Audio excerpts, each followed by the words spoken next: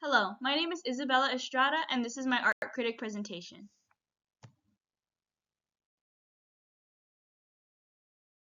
Art can be defined, very basically, as a primarily visual media used to express ideas about the human experience and the world around us.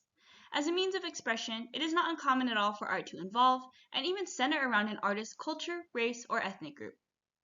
Carlos Almaraz was a 20th century artist who was a major part of the Chicano art movement. Almaraz was born in Mexico City in 1949, but lived a majority of his life in the United States of America and eventually settled in Los Angeles. Many of his works involve the Chicano experience and influence.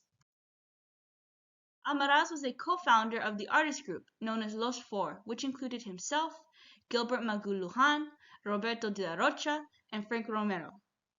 Later, artist Judith Hernandez would also join the collective. The group worked to bring Chicano art to the attention of the mainstream art community and to spotlight the struggles of the Mexican American community, which often found itself overlooked. According to LACMA Unframed author Howard N. Fox, by 1972 Almaraz was active with the Farm Workers' Casa, led by union activist Cesar Chavez, painting banners for rallies and creating backdrops for playwright-director Luis Valdez's Teatro Campesino, which translates to Farm Workers' Theater. The work by Los Four to highlight Mexican American art and culture paid off in 1974 when the Los Angeles County Museum of Art, also known as LACMA, staged the first exhibit of Chicano art in a major museum. Carlos Almaraz's California Natives was finished in 1988, only a year before the artist's death. It features bold, bright colors applied to a busy and almost crowded canvas, consisting of people, structures, and animals. The painting itself, oil on canvas, is not realistic and rather intends to display a subjective feeling towards reality in a way typical of Expressionism. The thick paint, disoriented yet bold visuals, and sense of urgency are all also typical of Expressionistic works. The three people at the forefront of the painting are positioned diagonally, implying movement.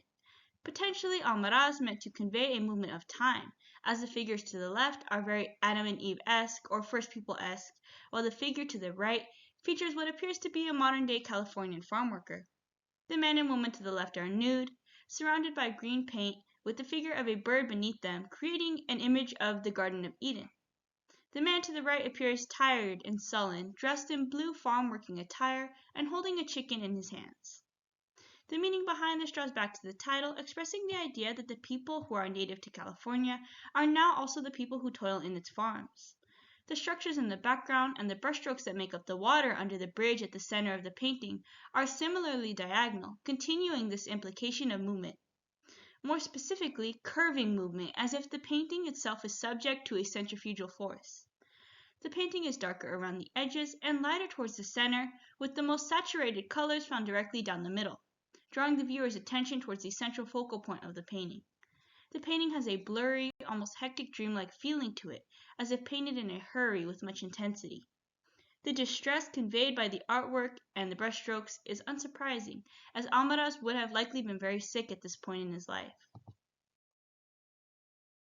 California Natives is currently being displayed at the Cheech Marine Center for Chicano Art and Culture of the Riverside Art Museum, also known as the Cheech.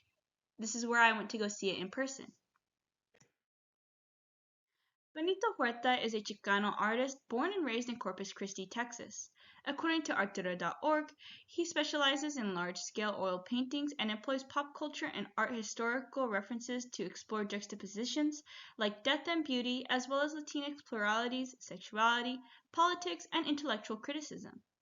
According to Huerta's personal website, Flying Chalupa Productions, he received a Bachelor of Fine Arts degree in the University of Houston and his Master of Arts degree from New Mexico State University. From 1997 to 2022, Benito Huerta taught at the University of Texas at Arlington, also known as UTA, and served as the director and curator of the gallery. During his 25 years at UTA, Huerta aimed to showcase exemplary artists with an emphasis in diversity of race, gender, and ethnicity. Just as with Almaraz, Huerta's identity as a Chicano is relevant to his art. His 12-print series titled Sin Título, which translates to no title, for example, alludes to the Texas-Mexico border through a minimalist format. In his 2016 oil painting, Crown of Creation, Huerta portrays an image of a skull with antlers atop a nuclear explosion, imagery that is partially inspired by famous Mexican artist Frida Kahlo, who sometimes included antlers and a deer body in her self-portraits.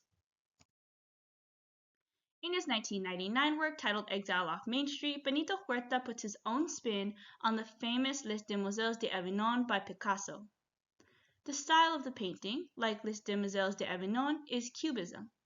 The abstracted imagery distorts its subjects in a similar manner to how Picasso did. In typical cubism form, the lines of this painting are sharp and angular. Les Demoiselles d'Avignon featured prostitutes of Paris, and in a Chicano interpretation, Exile off Main Street by Benito Huerta features prostitutes of Juarez instead. The individuals are noticeably darker in skin tone, putting Mexican-American individuals and their race front and center. The individuals have tattoos of common Mexican imagery and art, including a serpent and a realistic heart.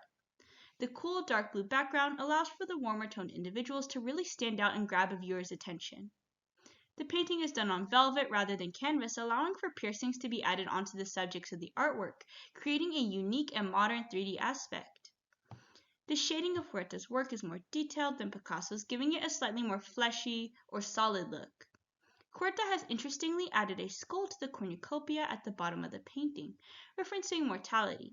Specifically, this would be considered vanitas, which is the ultimate emptiness or the impermanence of earthly things. By adding the skull to the cornucopia, which is often a symbol of fruitfulness, abundance, and nourishment, Huerta starkly contrasts mortality and death to fruitfulness and life.